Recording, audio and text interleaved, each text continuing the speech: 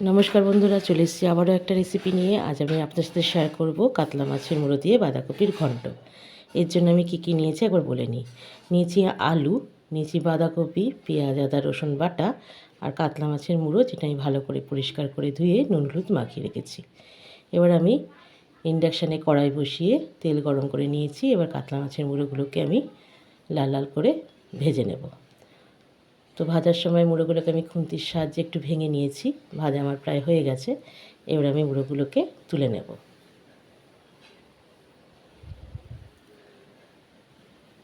মুড়োগুলোকে তুলে নিয়ে তারপরে এই একই তেলের মধ্যে আমি দিয়ে দেব আলু। আলুটাকেও আমি ভালো করে লাল লাল করে একটু ভেজে নেব।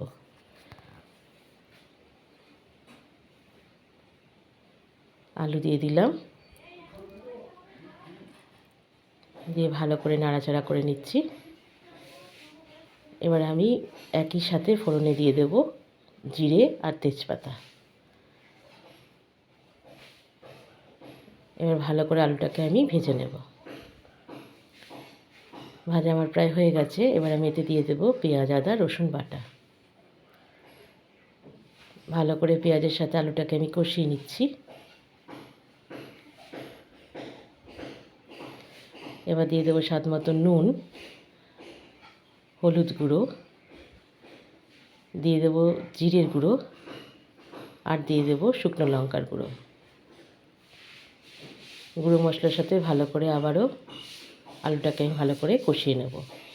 এই রান্নায় আমি কোনো জলের ব্যবহার করব না, কারণ বাঁধাকপি থেকে প্রচুর পরিমাণে জল বেরোবে।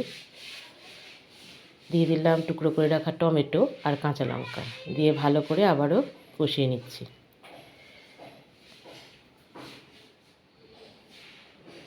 এবার আমি দিয়ে দেব আগে থেকে ভাপিয়ে রাখা বাঁধাকপি।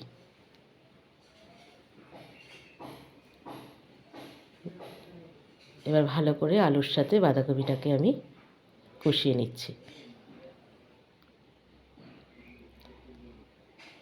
এই সময় কিছুক্ষণ আমি ঢাকা দিয়ে রাখবো, তাহলে বাঁধাকপির থেকে জলটা বেরিয়ে যাবে। দেখুন আমার বাঁধাকপির থেকে অনেকটা জল বেরিয়েছে। এই জলে আমার আলুও সেদ্ধ হয়ে গেছে।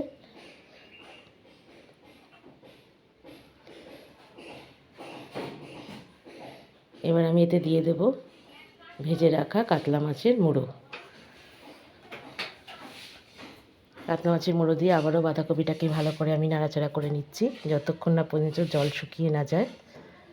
বাঁধাকপিটা একটু মাখো মাখো যাতে হয়ে যায় তার অপেক্ষা করব।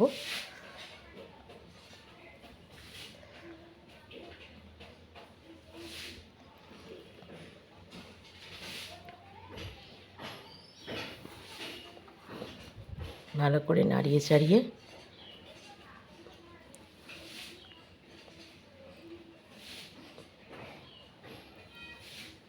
দেখুন আমার বাঁধাকপিটা শুকিয়ে গেছে। এবার আমি দিয়ে দেবো এতে পরিমাণ মতো গরম মশলা গুঁড়ো আর দিয়ে দেবো স্বাদ মতো একটু চিনি,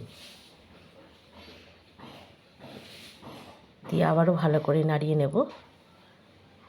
হয়ে গেল আমার দারুণ স্বাদের বাঁধাকপির ঘন্ট।